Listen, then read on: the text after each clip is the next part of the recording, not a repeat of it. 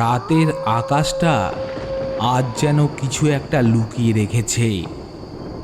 ঝোড়ো হাওয়ার সাথে যেন কোথাও বাজছে এক অজানা বাঁশি, একটি অদ্ভুত বিকেলের ডাক, একটি ঘোর লাগা সন্ধ্যা। আর তার মধ্যেই আবার ফিরে এলেন তারানাথ তান্ত্রিক। তার চোখে দেখা, তার মনের অনুভব। আজকের গল্প এক অভিশপ্ত বটগাছ, এক ভয়ানক অতীত আর শ্বেতকালী, যার একটুখানি রুষ্ট দৃষ্টি মানেই একের পর এক প্রাণহানি। তাহলে আসুন আলো নিভিয়ে মনোযোগ দিয়ে শুনি লেখিকা রূপসা রায়ের কলমে তারানাথ তান্ত্রিক ও শ্বেতকালী। আমাদের আজকের গল্পটি আপনারা কোথা থেকে শুনছেন অবশ্যই কমেন্ট বক্সে কমেন্ট করে জানাবেন। আর হ্যাঁ, আমাদের আজকের গল্প আপনাদের কেমন লাগছে সেটাও কিন্তু জানাতে ভুলবেন না। গল্পটি ভালো লাগলে লাইক করবেন এবং আমাদের চ্যানেল মাঝরাতের গল্পকে সাবস্ক্রাইব করে পাশে থাকা বেল আইকনটি অন করে দেবেন আমাদের চ্যানেলের নিত্য নতুন গল্পের আপডেট সবার আগে পাওয়ার জন্য। তাহলে শুরু করছি লেখিকা রূপসা রায়ের কলমে তারানাথ তান্ত্রিক ও শ্বেতকালী।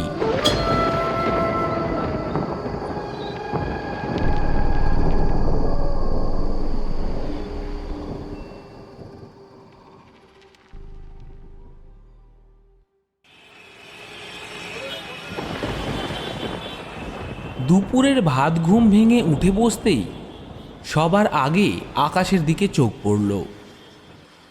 চোখ কচলে তাকিয়ে দেখলাম আকাশের মুখ বেশ ভার হয়ে আছে।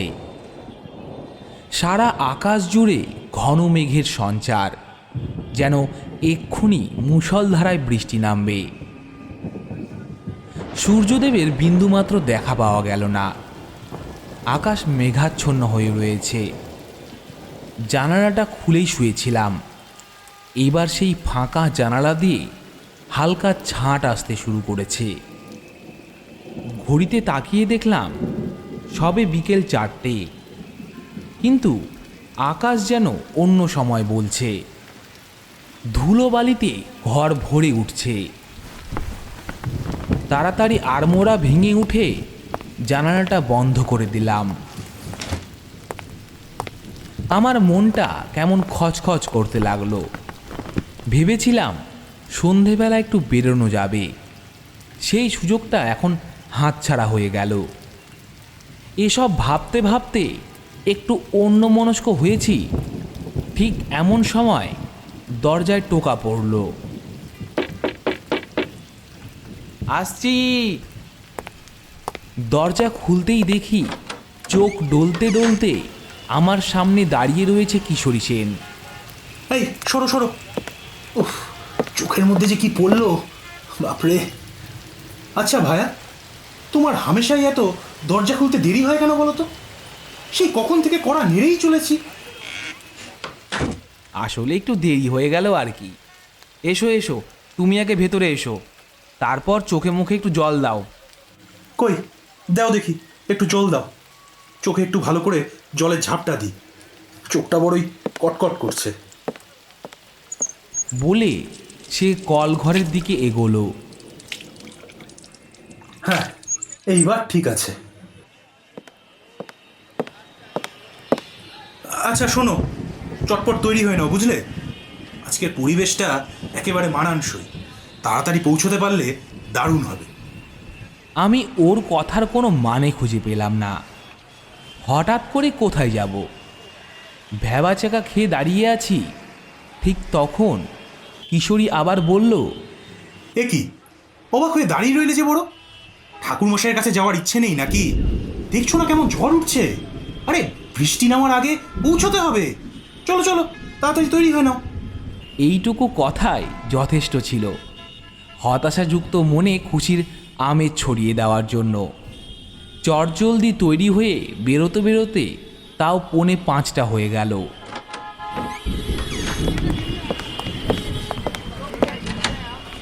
পাড়ার মোড় থেকে এক প্যাকেট পাশিংশ কিনে নিলাম। তারপর গরম গরম তেলে ভাজা ঠোঙা নিয়ে এগিয়ে চললাম মঠ লেনের দিকে। যেতে যেতে কিশোরী তার মনের ভাব প্রকাশ না করে আর পারল না। সে বলল, বুঝলে ভায়া, এমন ঝড় বাদলের সন্ধ্যায় গরম গরম তেলে ভাজার সহিত ঠাকুরমশাইয়ের মুখে জমাটি রোমহর্ষক সব গল্প, উফ, সন্ধ্যাটা একবারে জমে যাবে। সে আর বলতে। তবে এই সন্ধ্যায় গরম গরম চা পেলেও কিন্তু মন্দ হয় না। তবে এই দেখো, কিশোরীর কথা শেষ হলো না, তার আগেই ঝমঝম করে বৃষ্টি নামলো। আমরা কোনো রকমে তেলে ভাজার প্যাকেটটা সামলে ছুটতে লাগলাম। ইতিমধ্যে পাশিংশোয়ের প্যাকেটটা পকেটে চালান করেছি। ঠাকুর মশাইয়ের দোরগোড়ায় আসতেই কিশোরী হাত পাড়তে যাচ্ছিল, কিন্তু আমি তাকে থামিয়ে দরজায় টোকা দিলাম। কিছুক্ষণ পর এসে চারিমা দরজা খুলে দিল। আসুন আসুন, ভেতরে আসুন। ইস, একদম দেখছি ভিজে গেছেন। আমি বরং জামা কাপড় দিচ্ছি। তবে বাবা তো... আমরা একে অপরের মুখ চাওয়াচাওয়ি করে জিজ্ঞাসা করলাম, ঠাকুর মশাই বাড়ি নেই নাকি? না না, বাড়িতেই আছেন, তবে হাত দেখে কারোর ভবিষ্যৎ গণনা করছেন। অনেকক্ষণ এসেছেন, তাও ঘন্টাখানেক তো হবেই। এই বলে চারি ভিতরে চলে গেল। আমরা বারান্দায় এসে বসলাম। মনটা একটু খারাপ হয়ে গেল। তবে কি আজ আর কোনো গল্প হবে না? মিনিট তিনেক পরে চারিমা এসে বস্ত্র দিল।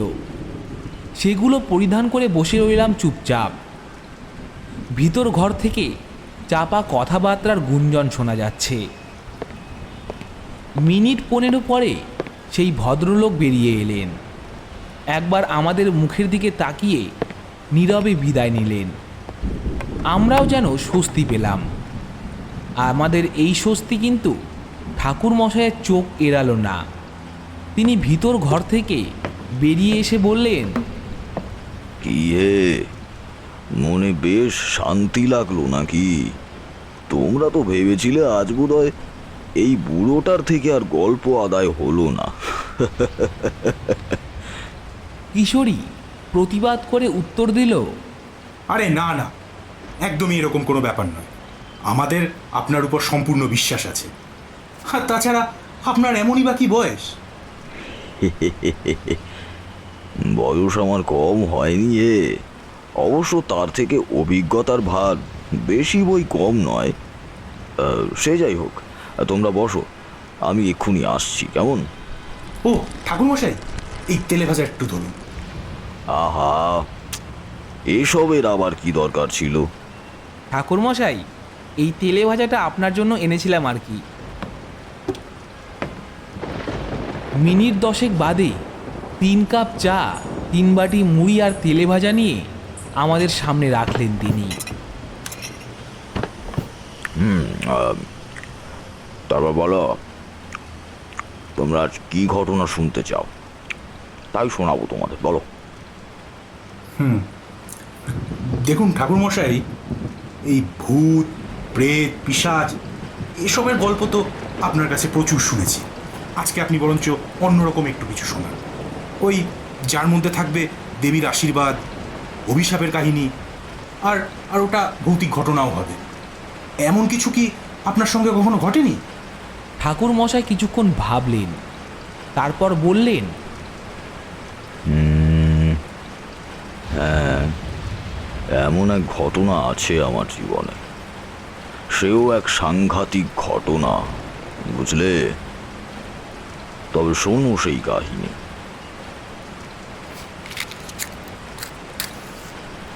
তখন আমার বয়স ছিল কম, গায়ে শক্তিও ছিল ঢের বেশি। মাইলের পর মাইল পথ বেশ স্বাচ্ছন্দ্যেই হেঁটে পার করতে পারতাম, বিন্দু মাত্র না হাঁপিয়ে। এভাবেই চলতে চলতে একদিন পৌঁছে গেলাম এক গ্রামে। বেশ খানিকটা পথ হেঁটে অল্প ক্লান্ত বোধ করছিলাম, তাই একটা বটগাছের তলায় বসে পড়লাম। দ্বীপ্রহর তখন, মাথায় সূর্য গনগন হয়ে আগুন বর্ষণ করছে। এমন সময় বটগাছের নিচে বসে থাকতে বেশ আরাম লাগছিল।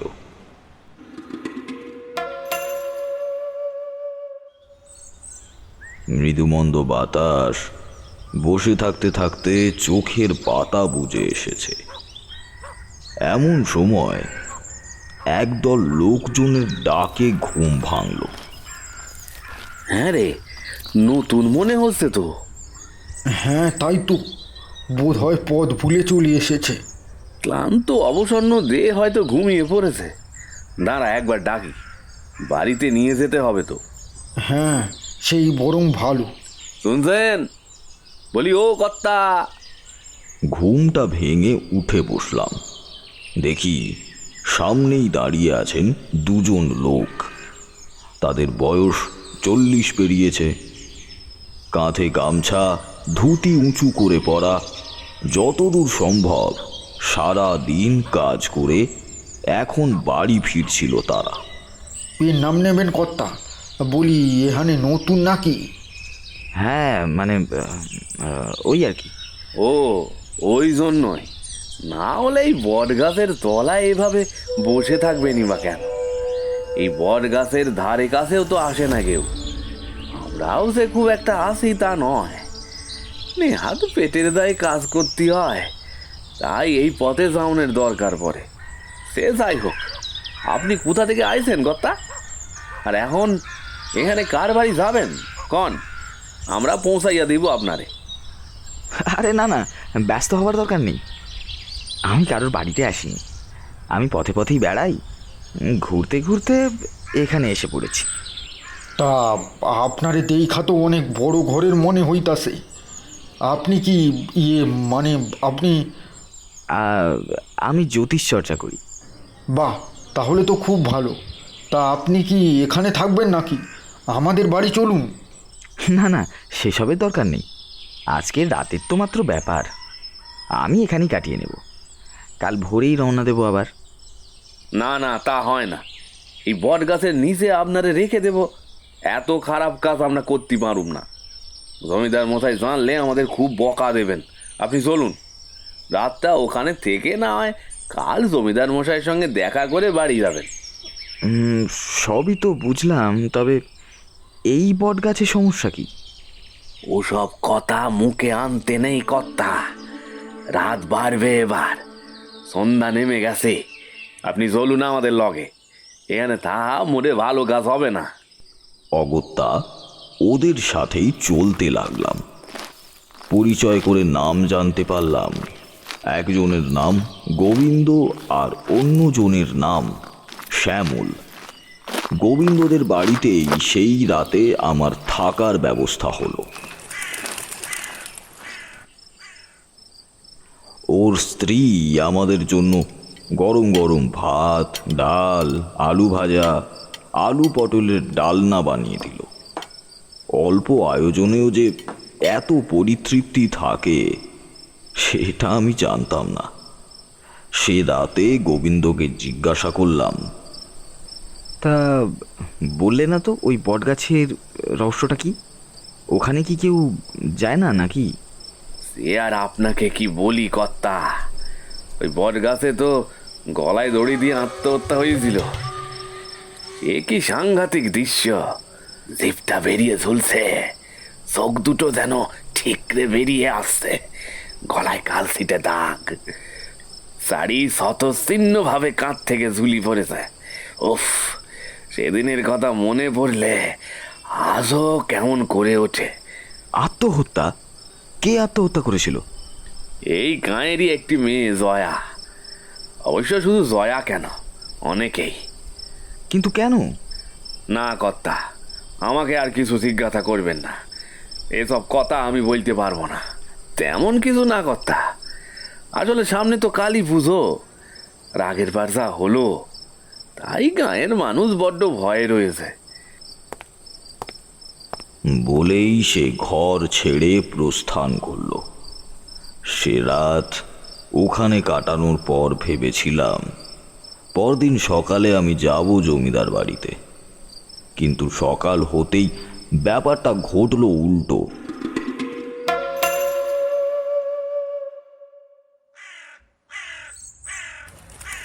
ভোরবেলা আমি ঘুম থেকে উঠেই ঘর থেকে বেরিয়ে কাছাকাছি জলাশয় খুঁজছিলাম।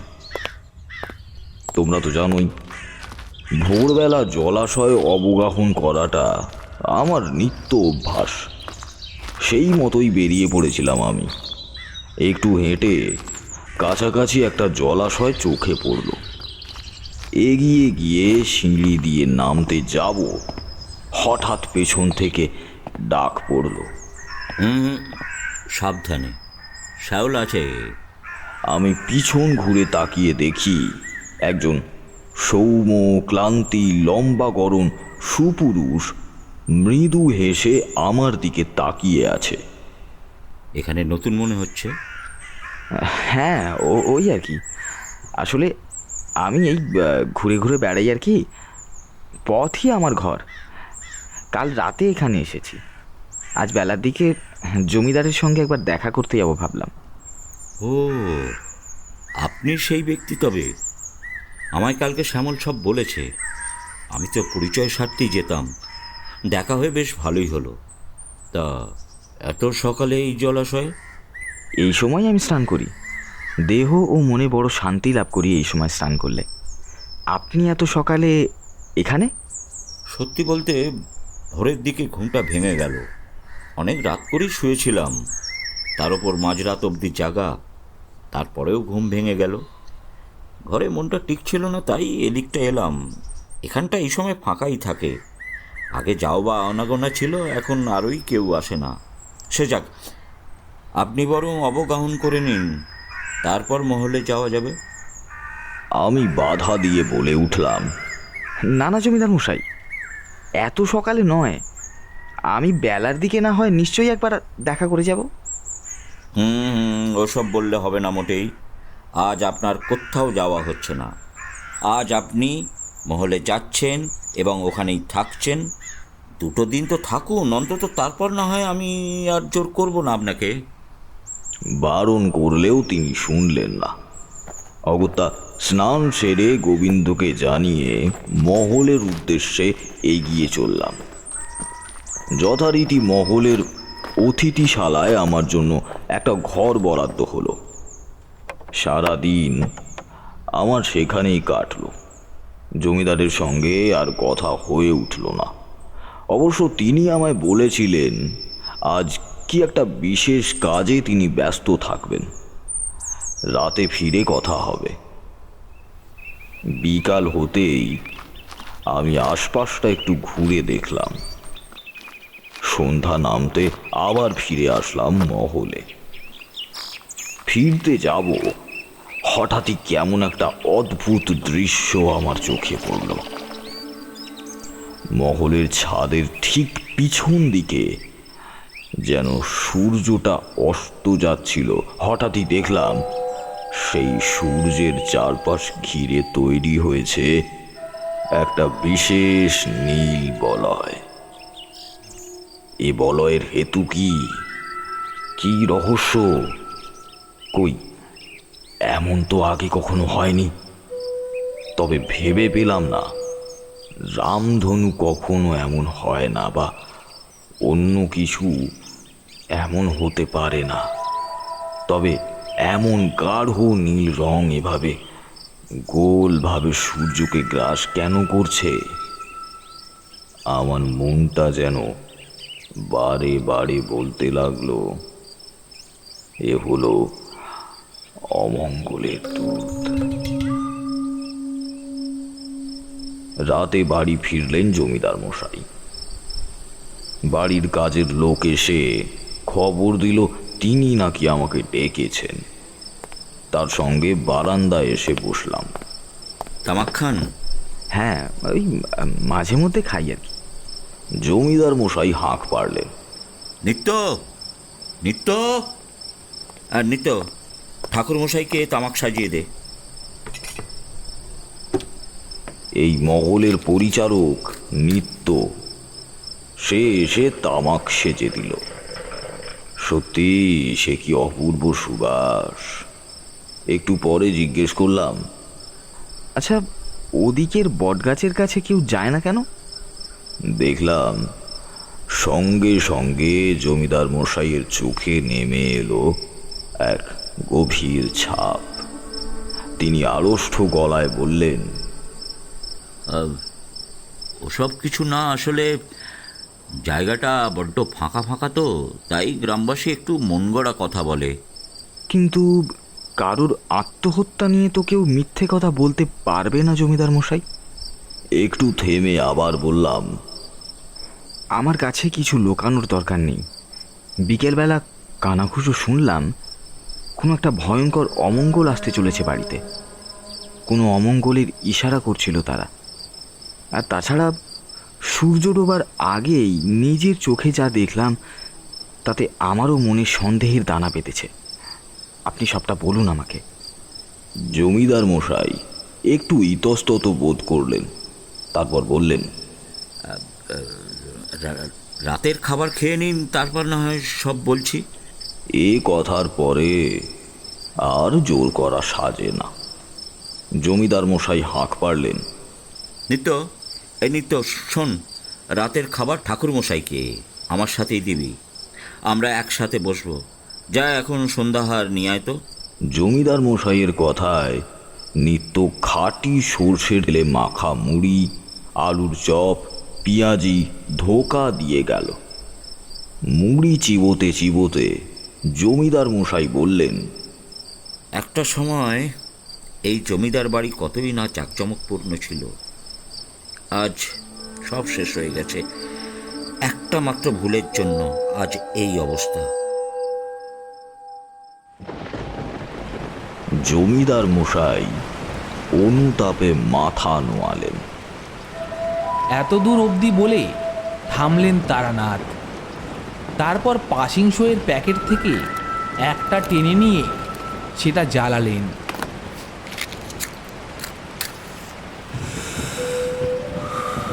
তারপর আবার বলতে শুরু করলেন। আধ ঘন্টা কাটল। হঠাৎ জমিদার বাড়ির সামনে দেখা গেল গোবিন্দ আর শ্যামলকে এগিয়ে আসতে।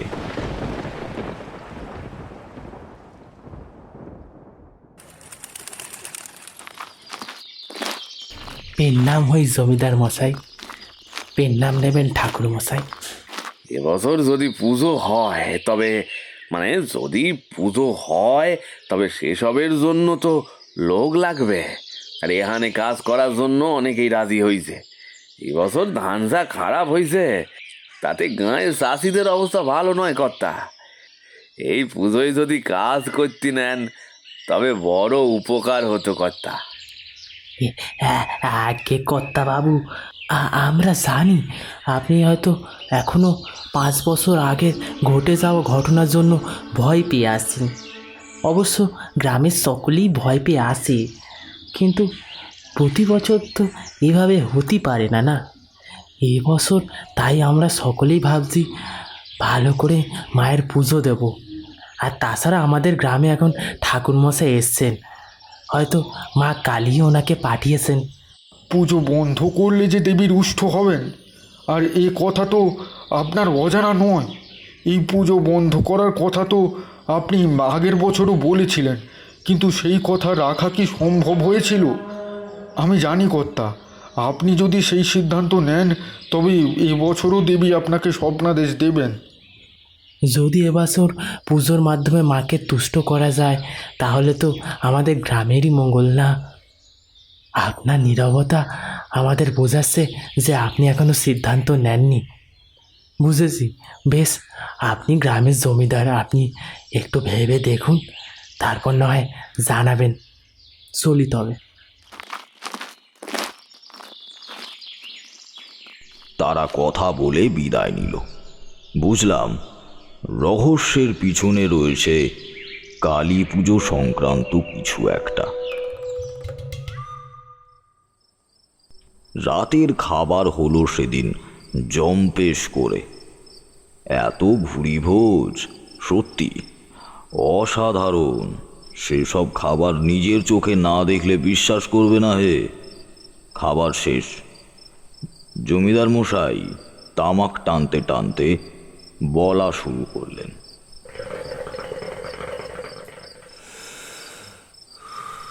কি জানেন তো ঠাকুরমশাই, বিষয় সম্পত্তি রাখতে গেলে বুদ্ধির খুব দরকার। শুধু পরিশ্রম করলেই তো হয় না। সেসব জিনিস যদি হাতে না রাখতে পারো তবে তো সব বৃথা।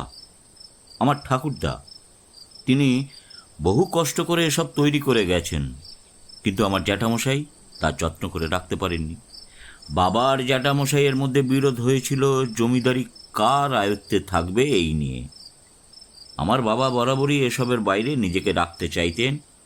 অন্যদিকে জ্যাঠামশাই বরাবর চেয়েছেন নিজের হাতে সব কিছুর লাগাম ধরতে। কিন্তু দুটো শব্দ আছে জানেন তো, ভাগ্য, পরিণাম। এই দুটো যে কি সাংঘাতিক তা বলার অপেক্ষা রাখে না। ভাগ্য বদলাতে শুরু করলে ফকিরও রাজা হয়ে ওঠে। আর ভালো কাজ হোক বা পাপ, পরিণাম কিন্তু সবেরই আছে। ভাগ্যে হয়তো এই জমিদারি লেখা ছিল বাবার কপালই, না হলে কোনোভাবে কি আর সম্ভব হয়? না, প্রথম থেকে এই জমিদারি আমার বাবা পাননি, জ্যাঠামশাইয়েরই ছিল সব। কিন্তু তারপর সব নষ্ট হতে শুরু করেছিল। তিনি ধীরে ধীরে সব নষ্ট করতে শুরু করলেন। পড়েছিলেন মদের নেশায়। এই নেশাই হলো সর্বনাশা। একবার পড়লে যদি কেউ নিজেকে সংযত না করতে পারে তবে সব শেষ। জ্যাঠামশাইয়েরও একই অবস্থা হলো। গ্রামবাসীদের ওপর অত্যাচার, কর আদায়, এসবের থেকে মুক্তি চাইছিল গ্রামবাসী। আর জ্যাঠামশাই যে শুধু মদের নেশায় পড়লেন তা নয়, তিনি পড়লেন এক কাপালিকের খপ্পরে। হঠাৎ করেই এই গ্রামের পশ্চিম কোণে যে বড় বটগাছ আছে সেইখানে এসে উদয় হয় এক কাপালিক। সে কোনো সাধারণ কাপালিক ছিল না, তন্ত্র মন্ত্র জানা বড় মাপের কাপালিক। জ্যাঠামশাই যে সব বিশ্বাস করতেন তা নয়, তবে মানুষজনের মুখে শুনেছিলেন তিনি নাকি অনেক বড় মাপের সাধু। কি মনে হলো, গেলেন তার কাছে, আর তার কাছ থেকে বুদ্ধি নিলেন কিভাবে শুধু এই গ্রামের নয়, আশেপাশের আরও 4-5 গ্রামের জমিদারি হাতানো যায়। সেই সাধু জ্যাঠামশাইকে ভুলভাল তন্ত্রমন্ত্র দিয়ে দীক্ষা দেওয়া শুরু করলো। সাথে কত কি যে অদ্ভুত জিনিস বলা শুরু করলো, সে আর কি বলবো।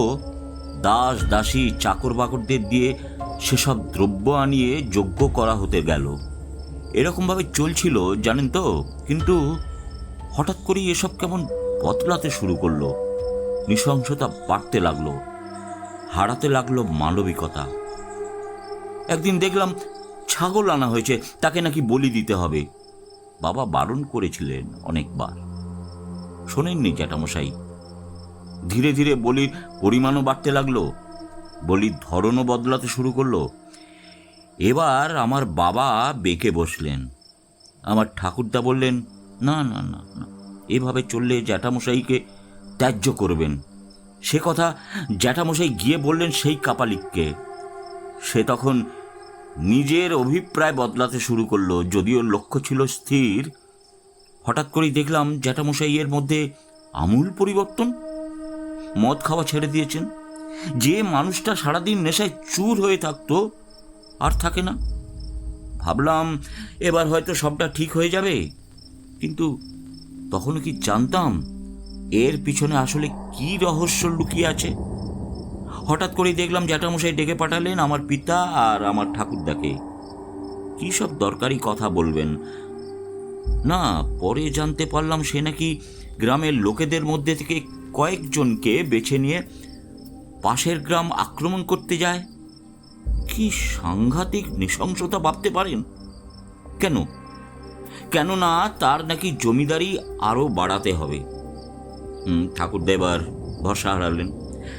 ভাবলেন এই ছেলে নয়, বরং আমার ছোট ছেলেই যোগ্য অংশীদার। সেই পারবে এই গ্রামকে সঠিকভাবে চালাতে। জমিদারি তার পাওয়া উচিত, কিন্তু তখন বড্ড দেরি হয়ে গিয়েছিল। এসব পরিকল্পনা জানতে পেরে জ্যাঠামশাই তীব্রভাবে রেগে জেলয়ে উঠলেন। তিনি দা দিয়ে তেড়ে গেলেন ঠাকুরদার দিকে, কোপ মারলেন তার হাতে।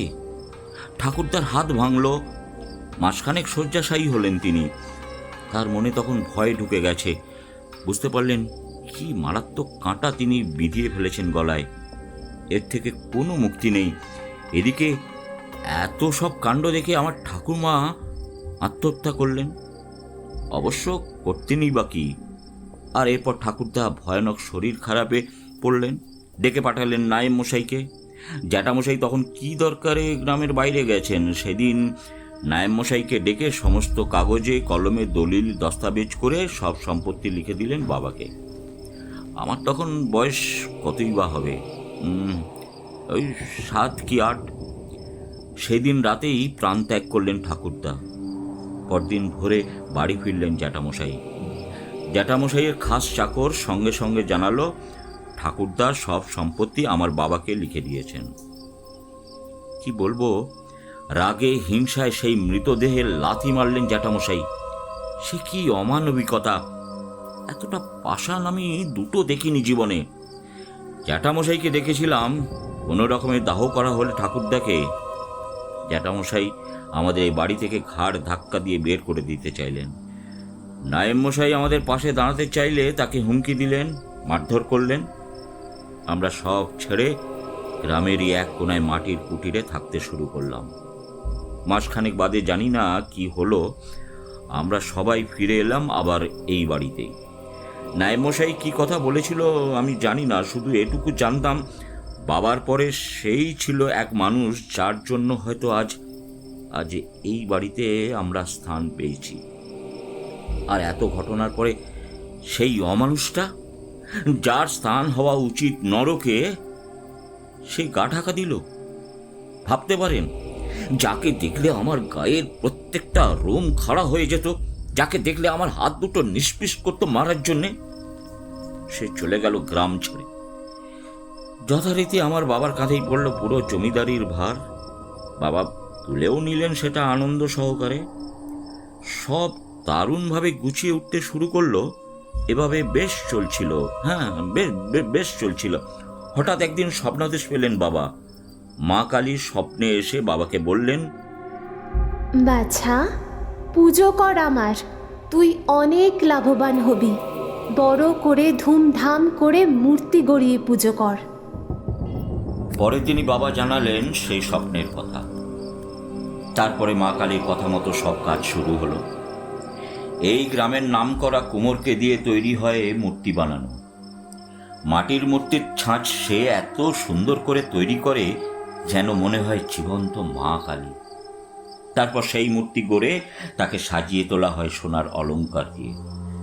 তবে আশ্চর্যের বিষয় হলো, এই মূর্তি যে কোনো কালী মূর্তি নয়, এটি হলো শ্বেত কালীর মূর্তি। আমরা সাধারণত কালো রঙেই মাকে দেখে এসেছি, এটি সবার থেকে আলাদা।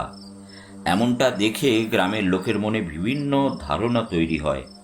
এই যে এই কালীকে কিভাবে পুজো করা হবে, কেমন হবে তার পূজা পদ্ধতি, খুব কঠিন হবে তা মান্য করা। কিন্তু পুরোহিত মশাই আশ্বাস দিলেন এই পুজো খুবই সহজ, সুতরাং চিন্তার কোনো কারণ নেই। তবে কিছু তো নিয়ম নীতি মানতেই হয়, সেগুলো উনি সামলে নেবেন। যথারীতি সেই মতো সব আয়োজন করা হলো। আমাদের জমিদার বাড়ির উঠোনে শুরু হলো প্যান্ডেল। বাঁশ বেঁধে রঙিন কাপড় টাঙানো হলো বিভিন্ন কায়দায়। ঠিক মধ্যিখানে লাগানো হলো ঝাড়বাতি, আর ঠিক ওই দিকের কোণে রাখা হলো সেই শ্বেত কালীর মূর্তি। তার চোখ দুটো সোনায় বাঁধানো, চোখের ওপর ভ্রুযুগল সোনার, সোনার জিভ, হাতে সোনার বালা, কানে সোনার দুল, গলায় 7 নলি হার, সবই সোনার। কি অপূর্ব লাগছিল দেখতে মাকে, দেখে চোখ ফেরানো দায়। আমাদের জমিদার বাড়ির পুরোহিত মশাই পুজোর সমস্ত দায়িত্ব নিলেন। সেদিন ছিল ঘোর কৌশিকী অমাবস্যা। আমি যেন অন্ধকার নেমে এসেছে। শুধু এই জমিদার বাড়িতেই আলো ঝলমল করছে, বাচ্চারা খেলা করছে, উঠোনময় ছোটাছুটি করে বেড়াচ্ছে। গ্রামের সব স্ত্রীরা উলু শঙ্করধ্বনি করতে লাগলো ঘণ্টার আওয়াজ শুনে। एष गन्धपुष्पे ॐ क्रीं कल्यै नमः। ॐ क्रीं क्रीं ह्रीं ह्रीं हीं हीं दक्षिणे कालिके क्रीं क्रीं क्रीं ह्रीं ह्रीं ह्रीं स्वाहा। धर्मार्थमक्षदे देवी नारायणी नमस्तुते। উপস্থিত গ্রামবাসীদের কোলাহলের আওয়াজ দেখে আর সবার মুখে হাসি দেখে আমার বাবাও খুব পরিতৃপ্তি পেলেন। কালী পুজো সাধারণত রাত জেগেই হয়। মায়ের আসল পুজো শুরু হলো রাত 12টার পর। গ্রামের অনেকেই তখন ভোগ খেয়ে নিজেদের বাড়ি ফিরে গেছে, আবার অনেকেই হাতে হাত মিলিয়ে কাজ করে চলেছে। দেবী বিগ্রহের সামনে দাঁড়িয়ে ঠাকুরমশাই আমার বাবাকে বললেন, আগে আপনি এই পূজার সব কিছু। যেহেতু মা আপনার স্বপ্নে এসেছেন, তাই আপনাকেই মাকে ভোগ নিবেদন করতে হবে। এই 101টা বেলপাতা, ঘি সব আপনাকেই যজ্ঞে দান করতে হবে। জমিদার মশাই, আপনি বসুন, বসুন এখানে। যথারীতি বাবা বসলেন নির্ধারিত জায়গায়। এক এক করে সব নিয়ম নীতি পালন করতে লাগলেন তিনি। ঠাকুরমশাই বললেন, খুব সাবধান, এই ভোগ অর্পণ করা কিন্তু খুব কঠিন কাজ। এ কাজ আপনাকেই পালন করতে হবে। এই সময় মা তার সন্তানকে পরীক্ষা নেন। আপনাকে পরীক্ষায় পাশ করতে হবে। বিন্দুমাত্র ভুল হলে কিন্তু এই গ্রামে নেমে আসবে ভয়ঙ্কর অভিশাপ। খুব ভালোভাবে কাজটা পালন করবেন আপনি। আমার বাবা নিষ্ঠা ভরেই সব করবেন বলে কথা দিলেন। শুনুন জমিদার মশাই, শীতকালই কোনো পশু বলি পছন্দ করেন না। ভবিষ্যতে এমন হতেই পারে যে কেউ হয়তো আপনাকে বোঝালো মা বলি চান, তাহলে তার কথা শুনবেন না। তিনি যে সকলের মা, কার রক্তে মায়ের পা ধোয়াবেন? নিজের সন্তানের রক্তে কি? এই গর্হিত কাজ আপনি কখনো করবেন না। আমার তো বয়স হয়েছে, আমি থাকি বা না থাকি, কেউ না কেউ তো মায়ের পুজো করবেন। তখন যেন তিনি এই ভুল না করে বসেন, তা আপনি লক্ষ্য রাখবেন। আর হ্যাঁ, মাকে ভোগ দেওয়ার সময় শুদ্ধ চিত্তে তা অর্পণ করবেন। আপনার মনে যদি কোনো কুচিন্তা থাকে, তবে সেই ভোগ মা গ্রহণ করবেন না। কোনো সন্তানের অনিষ্ট মা সহ্য করতে পারেন না। মায়ের পুজোয় যেন কোনো রক্ত না আসে, এটা লক্ষ্য রাখবেন সব সময়। এই ঠাকুর দালানের কাছে যেন কোনোদিন কোনো পশু, পাখি বা যে কোনো প্রাণীর রক্ত না আসে, তা সব সময় খেয়াল রাখতে হবে। এই মায়েরই আরেক রূপ হলো শ্মশানচারিণী মা কালী। তাই এনাকে ভোগ দেওয়ার সাথে সাথে ওনাকেও ভোগ দিতে হবে আপনাকে। তবে তিনি তো এখানে নেই, তাই তাকে শ্মশানে গিয়ে ভোগ দিয়ে আসতে হবে। যদি ভুলবশত কোনো কাজ ভুল হয় বা দেবীর পুজোয় বাধা পড়ে কিংবা কোনো প্রাণী হত্যা হয়, তবে মা কালী প্রচণ্ড ক্ষুব্ধ হবেন, প্রাণ নেবেন শয়ে শয়ে, কেউ বাঁচবে না, কেউ না। কৌশিকী অমাবস্যা পড়লেই প্রতি বছরে খুন হবে মানুষ। এই দেবীর এটাই হলো রুষ্ট রূপের প্রতিশোধ। তিনি তখন কাউকে ছাড়বেন না, কাউকে না। খুব সাবধান, খুব সাবধান জমিদার মশাই। আসুন আসুন, ভোগের পাত্র নিয়ে এবার আপনি এই স্থানে বসুন। হ্যাঁ, আমি কিছুক্ষণের জন্য বাইরে বেরিয়ে যাব। তখন আপনি এই থালাটি মাকে নিবেদন করে মাকে খেতে বলবেন এবং নিজের মনের সব কথা মাকে জানাবেন। আপনার যদি কোনো কিছু চাওয়ার থাকে তবে জানাবেন।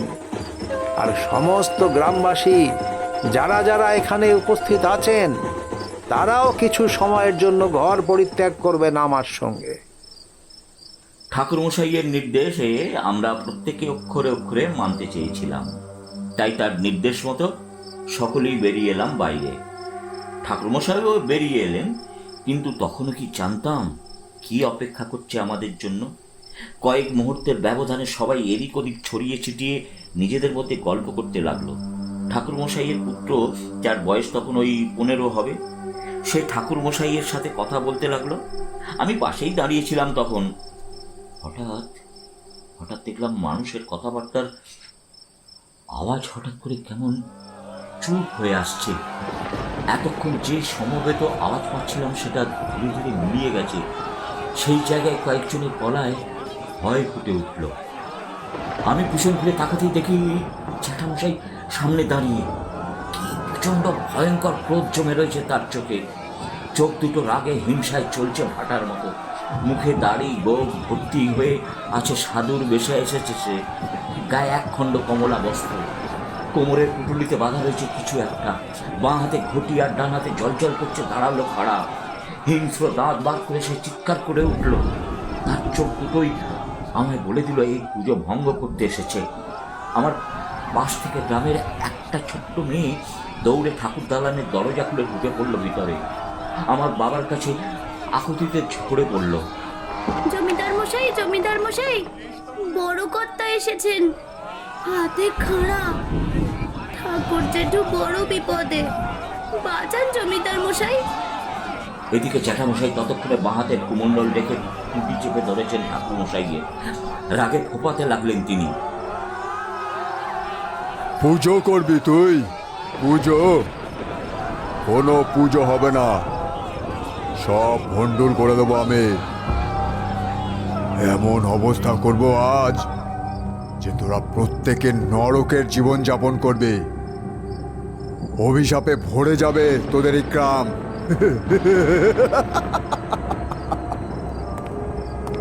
আমার বাবা ভোগের থালা রেখে বেরিয়ে এলেন বাইরে।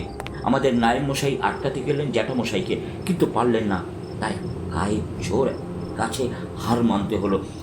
এক ধাক্কায় ছিটকে পড়লেন নায়েব মশাই। জমিদার মশাই, ঠাকুর মশাইকে বাঁচান। বাচ্চা মেয়েটি চিৎকার করে উঠল। ঠাকুর মশাইয়ের তখন দম বন্ধ হওয়ার জোগাড়। আমার বাবা এবার এক ধাক্কা দিতে বাধ্য হলেন জ্যাঠামশাইকে। আগে চিৎকার করে উঠলেন, শ্বেতকালীর পুজোয় বাধা পড়লে কি হয় জানিস তুই? একটা প্রাণীও যদি মারা যায় তবে এই গ্রামে নেমে আসবে অভিশাপ। আর আজ আমি সেটাই করব। ব্রাহ্মণ হত্যার অভিশাপ লাগবে এই গ্রামে। তোরা কেউ বাঁচবি না, কেউ না, কেউ রেহাই পাবি না। বলি জ্যাঠামশাই রাগে হিংসায় তুলে নিলেন ওই পড়ে থাকা খাঁড়াটিকে, আর তারপর সেটা চালিয়ে দিলেন ঠাকুরমশাইয়ের গলা লক্ষ্য করে। জমিদার মশাই, ঠাকুর জেঠু, ও ঠাকুর জেঠু, ওঠো, ওঠো না। গ্রামের প্রত্যেকে স্তব্ধ হয়ে দাঁড়িয়ে রয়েছে। কারুর শরীরে বিন্দুমাত্র শক্তি নেই যে প্রতিবাদ করবে। যে এগোবে তাকেই যে মেরে ফেলা হবে তা বিলক্ষণ জানত সবাই। কিন্তু শুধু ওই বাচ্চা মেয়েটা, যাকে আমি নিজের বোন বলে ভাবতাম, ওর মনে কোনো ভয় ছিল না। এই পরিস্থিতিতেও কাঁদতে কাঁদতে উঠে দাঁড়িয়ে সে বলেছিল, ক্ষমা করবেন না তোমায় মা, শ্বেতকালী মা তোমায় ছাড়বেন না, ঠিক শাস্তি দেবেন। রাগে ফেটে পড়েছিলেন জ্যাঠামশাই, গর্জে উঠেছিলেন তিনি। চুপ, একদম চুপ। একরত্তি মেয়ে, যেখানে কারুর কিছু বলার সাহস হচ্ছে না সেখানে তুই কথা বলতে এসেছিস? আমার মুখে মুখে কথা বলার পরিণাম কি তুই জানিস? ছুটে এসেছিল ওর মা, পায়ে পড়ে কাঁদতে কাঁদতে বলেছিল, ছেড়ে দিন, ছেড়ে দিন কর্তা, ও বাচ্চা মেয়ে ভুল করে ফেলেছে, ওকে আপনি মারবেন না কর্তা, ছেড়ে দিন, ছেড়ে দিন ওকে। আমি কোনো ভুল করিনি মা, ওই বাজে লোকটা ঠাকুর জেঠুকে মেরে ফেলেছে। তোমরা তোমরা কেন কিচ্ছু বলছো না ওকে? কেন?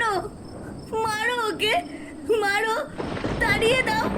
তবে রে হতচ্ছাড়ি মেয়ে, এত বড় সাহস তোর! এবার দেখ তোকেও কিভাবে মারি আমি, দেখ। বলতে বলতে সেই খাঁড়া নেমে এসেছিল বাচ্চা মেয়েটার গলায়। বাবা আর সহ্য করতে পারেননি, তিনি উঠে দাঁড়িয়ে জ্যাঠামশাইকে এক চড় মেরে হাতের খাঁড়া নিয়ে নেন। সেই মুহূর্তে তিনি কি শাস্তি দিতেন আমি জানি না, তবে সেই মুহূর্তে যা ঘটল তা অবিশ্বাস্য।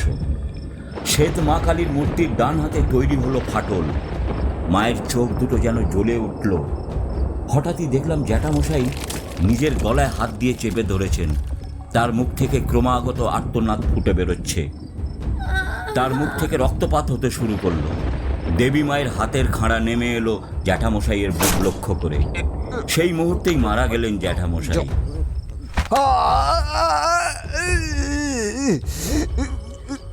এই ঘটনাটা অর্থাৎ বুকে খাঁড়া বিঁধে যাওয়ার ব্যাপারটা গ্রামের কোনো লোক দেখতে পায়নি, শুধু আমি আর বাবা ছাড়া। তারপর যেভাবে সৎকার করা হয় সেইভাবেই ঠাকুরমশাই আর ওই বাচ্চা মেয়েটার সৎকার করা হয়েছিল।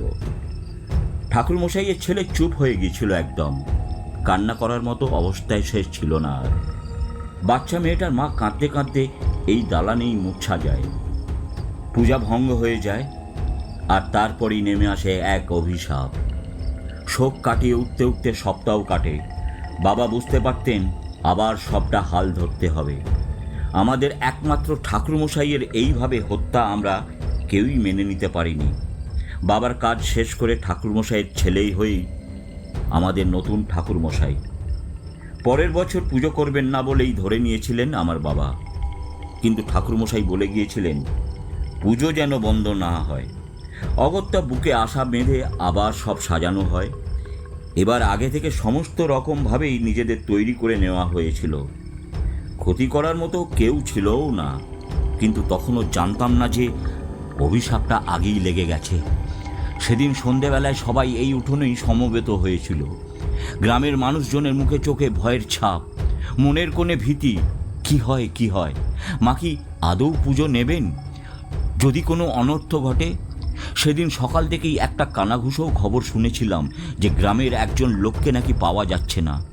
সে লোক আতপাগল ধরনের, মাঝে মাঝেই উদাও হয়ে যায়, তাই আমরা সে কথা অতটা আমল দিইনি।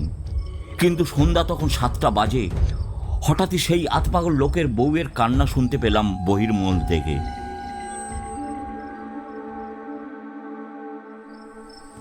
ওরে আমার কি সর্বনাশ হলো রে, আমার বরটা যে আমায় ছেড়ে চলে গেল। মা কেন এমন করছেন? নিজের সন্তানের প্রাণ কেন কেড়ে নিচ্ছেন তিনি? জমিদার মশাই, আমার একই সর্বনাশ হলো, একই সর্বনাশ হলো।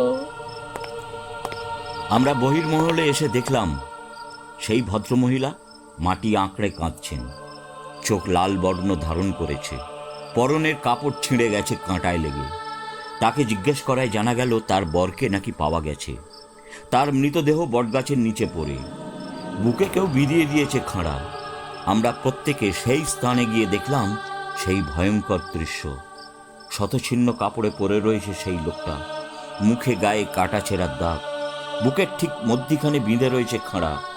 আমরা আরও অবাক হলাম, কারণ এই খাঁড়া যে সে খাঁড়া নয়, আমাদের শ্বেতকালীর সোনার খাঁড়া এটি। এত বড় ঘটনা ঘটলেও পুজো বন্ধ করার কথা ভাবা হয়নি। আবার পুজো শুরু হলো, কিন্তু এবার আর শেষ রক্ষা হলো না। নিজেদের কিছু কারণে যে কয়েকজন দালান ছেড়ে বেরিয়েছিল তারা কেউই ফিরে এলো না, এবং রাত 1টার সময় যখন আমরা পুজোর আসল সময়ের জন্য তৈরি, তখন এক এক করে প্রত্যেকের মৃতদেহ উদ্ধার হলো। মোট 4 জনের মৃতদেহ পরপর থরে থরে সাজানো রয়েছে। প্রত্যেকেই একই রকমভাবে খুন হয়েছে, প্রত্যেকের বুকে বেঁধানো রয়েছে মা কালীর খাঁড়া। এরপর থেকে পরপর 3 বছর একই ঘটনা ঘটেছে। শুধু এখানেই শেষ নয়, মায়ের বিসর্জন হয়ে যাওয়ার তিথি অবধি পরপর খুন হতে থাকে গ্রামের মানুষ। ওই 4 দিন শুধু মানুষের মৃতদেহ ছাড়া আর কিচ্ছু নজরে আসে না। শ্মশানে থরে থরে সাজানো থাকে মৃতদেহ, সাদা কাপড়ে ঢাকা। এত দূর অবধি বলে থামলেন জমিদার মশাই। আমরা যে বৈঠকখানায় বসেছিলাম তার দরজার সামনে এসে দাঁড়িয়েছেন মা ঠাকুরন। বুঝতে বাকি রইল না, উনি হলেন জমিদারের স্ত্রী। সাদা শাড়ি, লাল পাড়, আঁচল তুলেছেন মাথায়। চিকন গৌড় মুখখানি জুড়ে শুধু হতাশার ছাপ। চোখের কোণে একটুখানি জল টলটল করছে কি। তুমি আবার এই শরীর নিয়ে উঠে আসতে গেলে কেন? তোকে একবার বললেই তো আমি পৌঁছে যেতাম। অনেক রাত হয়েছে, যাও তুমি গিয়ে বিশ্রাম করো। জমিদার গিন্নি চলে গেলেন। অনেক রাত হয়েছে ঠাকুরমশাই, এবার ঘুমোতে যান। আমার মনে শুধুমাত্র ভয় জমে রয়েছে, সামনেই সেই কালী পুজো। এখন কি করব কিছুতেই বুঝতে পারছি না। কিন্তু গোবিন্দ তো আমাকে বলেছিল ওই বটগাছ নাকি অভিশপ্ত। ওখানে কি একজন আত্মহত্যা করেছিল? হ্যাঁ হ্যাঁ, ঠিকই শুনেছেন। ওখানে অনেকেই আত্মহত্যা করেছে। অবশ্য কয়েকটা আত্মহত্যাকে আদৌ আত্মহত্যা বলা যায় না। সে কাজ কোনো সুস্থ মানুষ নিজে করতে পারে না। কেন? এমন বলার কারণ কি? গ্রামের একজন বধূর সন্তান হঠাৎই মারা যায়। বয়স কতই বা হবে, 10 কি 11। সেই বধূ এই যন্ত্রণা সহ্য করতে পারেনি, ওই বটগাছে দড়ি বেঁধে আত্মহত্যা করে রাতের বেলায়। সকালে উঠে গ্রামের মানুষজন এসে সেই ঘটনার কথা খবর দেয়। এটা সত্যি আত্মহত্যা ছিল, তবে একটা কারণে ওই জায়গাটা অভিশপ্ত হয়ে আছে। সেটা হলো ওই গাছের নিচে এমন একজনের দেহ পোতা রয়েছে যে সেই জায়গা আর ভালো জায়গা নেই। হ্যাঁ হ্যাঁ, আমার জ্যাঠামশাইয়ের কথাই বলছি আমি। যে রাতে সে মারা যায় সেই রাতে ওই বাচ্চা মেয়েটা আর ঠাকুরমশাই এর দেহ পোড়ানো হয়েছিল। ওনার দেহ পোড়ানোর কথাই ছিল, কিন্তু সেদিন যখন ওদের দেহ পোড়ানোর ব্যবস্থা করা হয়, তখন আমার বাবা বলেন ওদের সঙ্গে জ্যাঠামশাইকে পোড়ানোর কোনো মানেই হয় না। অত পাপিষ্ট লোককে কিছুতেই এক জায়গায় নিয়ে যাওয়া যায় না। তাই ওনার দেহ ওই বটগাছের নিচে পুঁতে দেওয়া হয়। তারপর থেকে ওখান দিয়ে যেতে ভয় পায় গ্রামের মেয়ে বউরা। অদ্ভুত রকমের আওয়াজ শুনতে পাওয়া যায়। বটের ঝুড়ির নিচে ঝুলে থাকে, আর সেগুলো দিয়েই নাকি কেউ গলা চেপে ধরে বলেও শোনা গেছে। এমনকি অনেকে চোখেও দেখেছে। আর এইভাবেই তো মারা গেছে দুজন। এই দুজন হলো তারা যারা জ্যাঠামশাইয়ের কুকীর্তির কথা আমার বাবাকে জানিয়েছিল। তাই ধরে নেওয়া হচ্ছে যে ওখানে জ্যাঠামশাইয়ের আত্মা রয়েছে। তবে আপনি সাধু পুরুষ, আর দুপুরবেলা ওখানে ছিলেন বলেই হয়তো আপনি কিছু টের পাননি। তবে রাতে ওই বটগাছ যে কি ভয়ঙ্কর হয়ে ওঠে তা আপনাকে কি বলবো। আমাকে একবার ওখানে যেতেই হবে জমিদার মশাই। এইখানে যখন একবার এসে পড়েছি, তখন এই গ্রামকে তো আমি অভিশাপের হাত থেকে উদ্ধার করবই। আপনি ওখানে যাবেন? বেশ, কাল সকালে না হয় যাব। আর তাছাড়া না জমিদার মশাই, সকালে নয়, আজ রাতেই যাব। এখনই একবার যেতে হবে। আপনার যাওয়ার কোনো দরকার নেই, আমি একাই যেতে পারবো। পরিস্থিতিটা একবার বুঝে আসা দরকার। তা কিভাবে হয় ঠাকুরমশাই? আপনাকে এই রাতে ওই স্থানে একলা এভাবে ছেড়ে দেব? না না না, এ আমি পারবো না। আমিও যাব আপনার সঙ্গে। আপনি না করবেন না। অগত্যা জমিদার মশাইকে না বলার কোনো উপায় রইল না।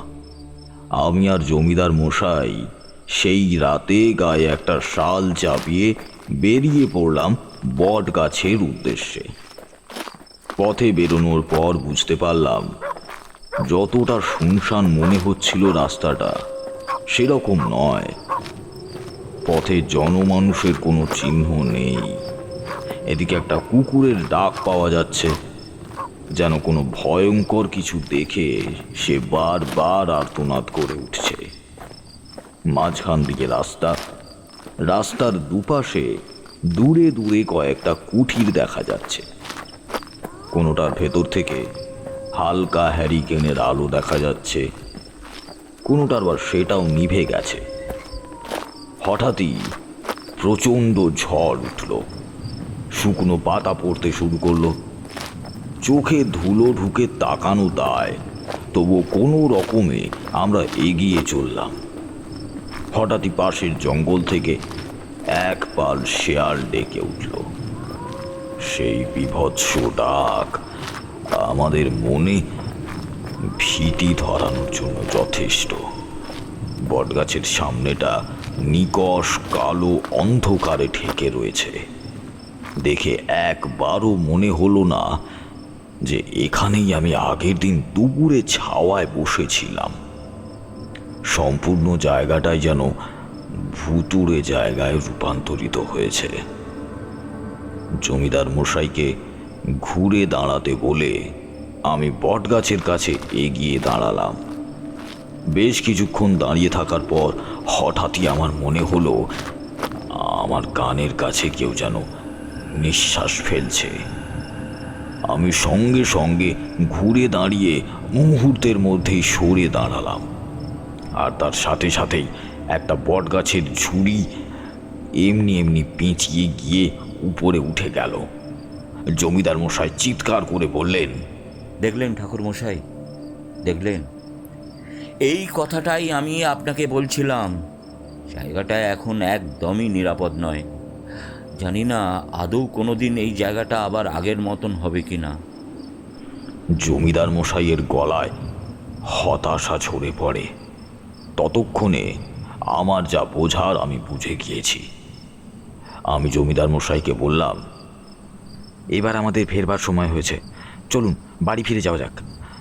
আর আপনি চিন্তা করবেন না, এই জায়গাটা আমি খুব শীঘ্রই অভিশাপ মুক্ত করব। আমার কথায় জমিদার মশাইয়ের হতাশ মুখে একটা হালকা হাসির রেখা ফুটে উঠল। তিনি আবেগ নিয়ে আমাকে বললেন, আপনি সত্যি বলছেন? জানেন, এই বটগাছটা অনেক বছরের পুরনো হতে পারে এটা সাধারণ একটা বটগাছ, কিন্তু এর সঙ্গে অনেক মায়া জড়িয়ে আছে। আগেই এই বটগাছটার সামনে সন্ধেবেলায় বয়স্ক মানুষরা বসে আড্ডা মারত। গ্রামের মেয়ে বউরা এখানে ষষ্ঠী পুজো করত। এই বটগাছের কত যে পাখির আনাগোনা ছিল তা আপনাকে কি বলবো। কিন্তু যেদিন থেকে ওই ঘটনাটা ঘটলো তারপর থেকে গাছটা অভিশপ্ত হয়ে গেছে। এই পথ দিয়ে তো এখন কেউ হাঁটাচলাই করে না। শুধুমাত্র যাদের এই দিক দিয়ে জমি আছে তারাই যায়, তাও সেটা প্রাণের দায় ছাড়া আর কিছুই নয়। ক্ষেতের চাষিরা বিকাল থাকতে থাকতেই ঘরে ফেরে। অবশ্য আর উপায় বা কী? ঘুরপথে রাস্তা নেই তা নয়, আছে, তবে 2 ঘন্টা সময় লাগে। আমি দেখি, বুঝি, কিন্তু কি করব বুঝে পাই না। একবার তো ভেবেছিলাম গাছটা কেটেই ফেলবো। সে চেষ্টা করিনি তা নয়, যে কজন আজ পর্যন্ত গাছ কাটতে এসেছে তারা সবাই আহত হয়েছে, কেউ বা মারা পড়েছে। সেই ভয়ে কোনো মানুষই গাছ কাটতে চায় না, হাত জোর করে আকুতি করে, কর্তা গাছ কাটবেন না, এই গাছ আমরা কাটতে পারবো না। অগত্যা এই অবস্থা। আপনি যদি সত্যি এই জায়গাটাকে এবং এই কাজটাকে অভিশাপ মুক্ত করেন তবে আমি আপনার কাছে কৃতজ্ঞ থাকব। আর শুধু আমি কেন, গ্রামের মানুষও আপনার কাছে কৃতজ্ঞ থাকবে। আমি বাধা দিয়ে বললাম, আহা, এসব বলবেন না, এটা আমার কর্তব্য, কৃতজ্ঞতা জানাবেন না। আর শুধু গাছ কেন, আমি কালীমায়ের অভিশাপ থেকেও মুক্ত করব এই গ্রামকে। আর তো একটা দিন, পরশুর পরের দিন কালী পুজো, রাত 12টা 47 মিনিটে তিথি পড়েছে। এই রাত সাংঘাতিক রাত, আমাদের অনেকটা লড়তে হবে জমিদার মশাই। কাল আর পরশুর মধ্যে পুজোর সব ব্যবস্থা করে ফেলুন, পুজো হবে। বেশ, আমি সব আয়োজন করছি, চলুন আজ বাড়ি যাওয়া যাক। সেই রাতে বাড়ি ফিরে নির্ধারিত কক্ষে প্রবেশ করলাম। বাকি রাতটুকু আর ঘুম এলো না। ভাবতে লাগলাম, আমি কি পারবো এই গ্রামকে অভিশাপের হাত থেকে বাঁচাতে? পরদিন সকাল থেকেই দেখলাম সারা বাড়িতে লোকজন নতুন উদ্যমে কাজ করে চলেছে। আমিও সব গুছিয়ে তৈরি হতে লাগলাম পরের দিন রাতের জন্য। পরদিন রাত হতে বেশি দেরি লাগলো না। কেমন করেই যেন একটা দিন কেটে গেল, নিজেও বুঝতে পারলাম না। সমস্ত পূজার উপাচার তৈরি, জমিদার মশাই, বাড়ির কাজের লোক নিত্য, জমিদার গিন্নি প্রত্যেকেই আমার সামনে দাঁড়িয়ে রয়েছেন। বাইরে গ্রামবাসী অপেক্ষা করছে আমার মুখ থেকে ন্যায় শোনার জন্য। আমি বলতে শুরু করলাম, আমি কথা দিয়েছি এই গ্রামকে অভিশাপ থেকে মুক্ত করব। আগামীকাল মা কালীর পুজো, তার আগে আজকে রাতেই এই গ্রাম অভিশাপ মুক্ত হবে এবং কাল প্রথম এই গ্রামে শ্বেত কালীর পুজো সুসম্পন্ন হবে, যা আজ পর্যন্ত কখনো হয়নি। কিন্তু এর জন্য আমায় কিছু বিধিনিষেধ পালন করতেই হবে। আজকে রাতেই এই বটগাছের নিচ থেকে জমিদার মশাইয়ের জ্যাঠামশাই যিনি ছিলেন তার মৃত দেহাবশেষ খুঁড়ে বের করতে হবে আমাকে, এবং সেটা পুড়িয়ে ফেলতে হবে।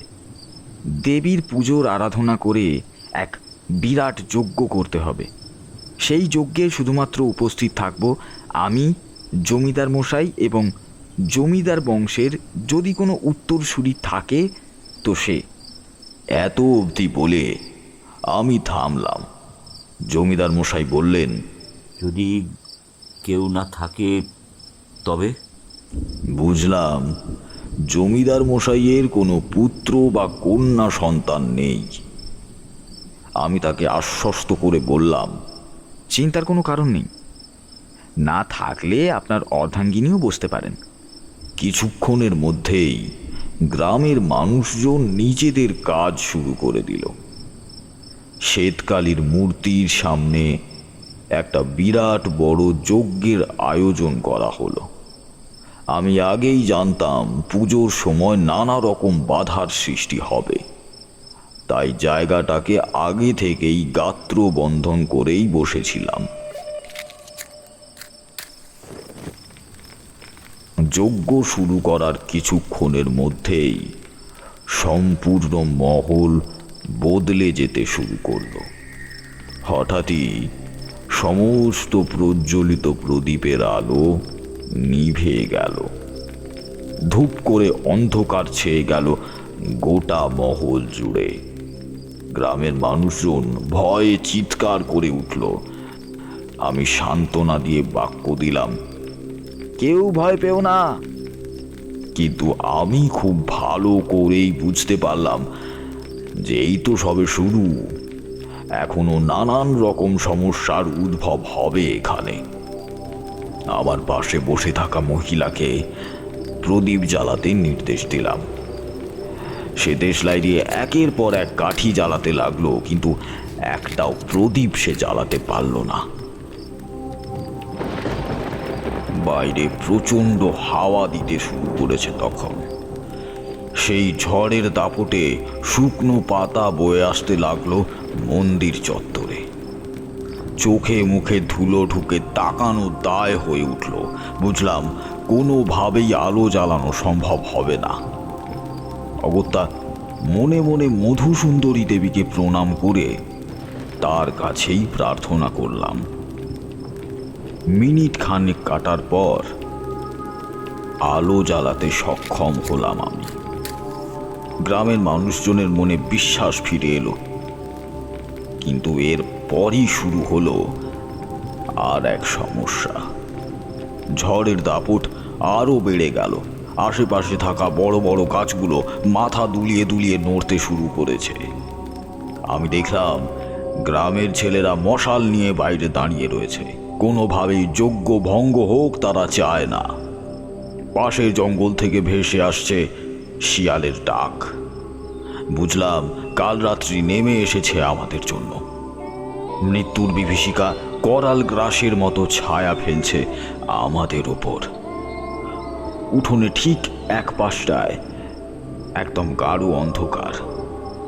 সেদিকে শুধুমাত্র রয়েছে শ্মশানের নিস্তব্ধতা। কোনো প্রাণ নেই, কোনো আলো নেই, শুধু বিশ্রী পচা গন্ধে ভরে উঠেছে চারিদিক। আমি সব ফুলে আবার যজ্ঞ শুরু করলাম। আজ আমাকে যেভাবেই হোক যজ্ঞ শেষ করতে হবে। হঠাৎই জ্যাঠামশাইয়ের দৈত্যের হাসি শুরু হলো। চারপাশ থেকে সে যেন হাসতে হাসতে বিদ্রুপ শুরু করলো।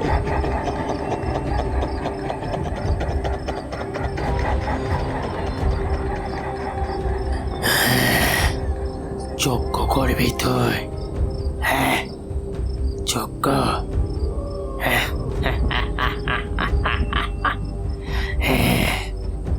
সব ভণ্ডুল করে দেব, কোনো যজ্ঞ হবে না।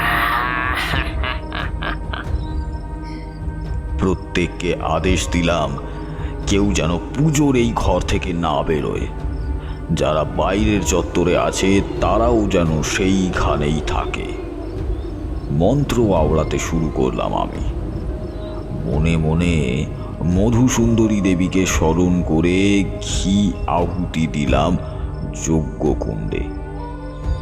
মন্ত্রপুত জল নিয়ে ছিটিয়ে দিলাম জমিদার মশাইয়ের বাড়ির চারপাশে। সঙ্গে সঙ্গে একটা চিৎকার ভেসে এলো।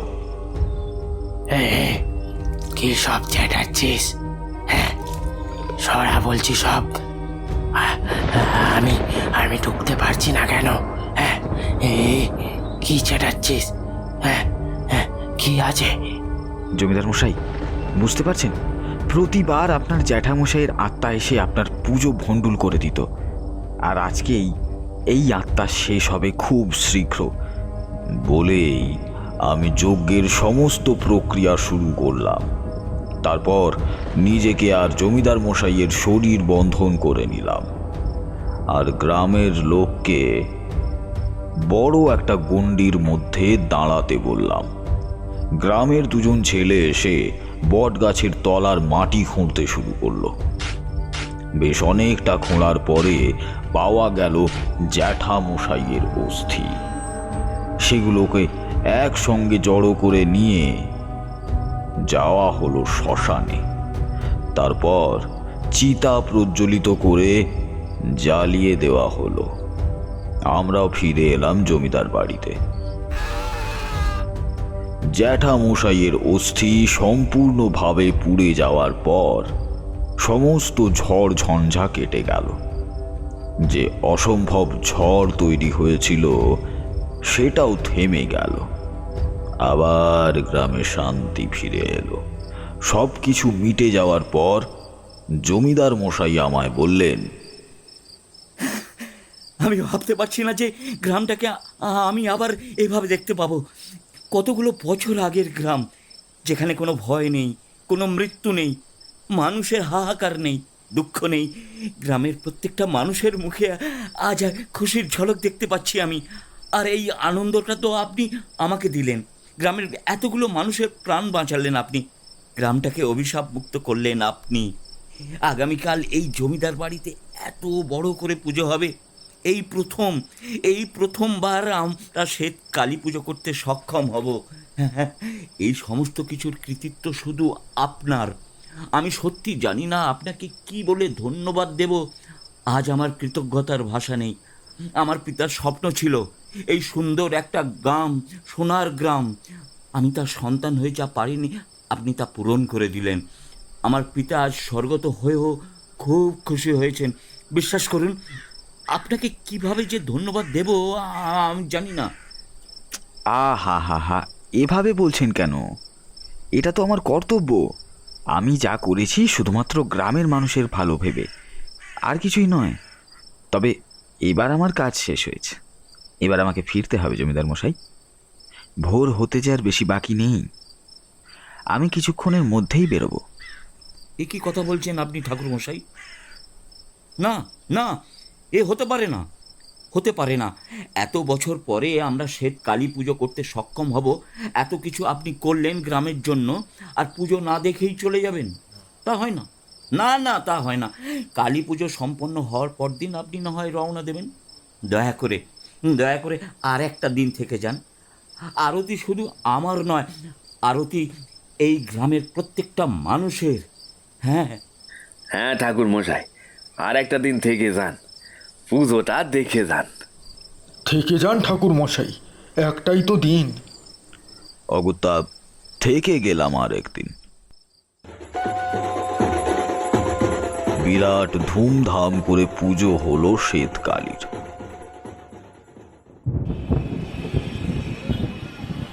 আর সেই গল্প না হয় পরে একদিন শোনাবো খন।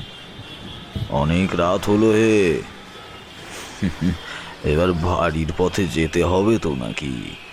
ঠাকুর মশাইয়ের কথায় চমক ভাঙল আমাদের। এতক্ষণ তার কাহিনীর মধ্যে এতটাই ডুবেছিলাম যে ভাষাহারা হয়ে সবটাই খালি মন দিয়ে শুনছিলাম। রাত নেমেছে মটলেনে। ধীরে ধীরে বাইরে তাকালেন তারানাথ। দেখলাম বৃষ্টিটা কমে এসেছে। আমি আর কিশোরী এবার তারানাথকে বিদায় জানিয়ে বাড়ির পথে পা বাড়ালাম।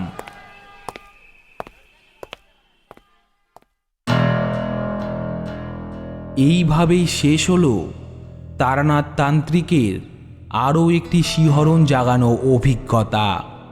একটা গ্রামের ইতিহাস, একটা অভিশপ্ত বটগাছ, আর এক অলৌকিক দেবীর ভয়ঙ্কর উপস্থিতি। আজও নাকি পূর্ণিমার রাতে সেই মূর্তির চোখে জ্বলে ওঠে আগুন, আর বাতাসে ভেসে আসে সেই কাপালিকের উন্মত্ত হাসি। তবে এ কি শুধুই গল্প, নাকি সত্যি শ্বেতকালী এখনও রয়ে গেছেন কোথাও আশেপাশে? তারানাথ জানেন, কিন্তু তিনি সব বলেন না। শুনতে থাকুন আরও রহস্য, আরও অলৌকিকতা, আর তারানাথ তান্ত্রিকের গা ছমছমে কাহিনীগুলো। আমরা আবার ফিরে আসছি খুব শিগগিরই, অন্ধকারের ওপারে লুকিয়ে থাকা এক নতুন গল্প নিয়ে। আপনারা এতক্ষণ শুনছিলেন লেখিকা রূপসা রায়ের লেখা তারানাথ তান্ত্রিক ও শ্বেতকালী। সঙ্গে থাকুন, সাবধানে থাকুন, কারণ অজানা অনেক কিছুই ঠিক পাশেই লুকিয়ে আছে।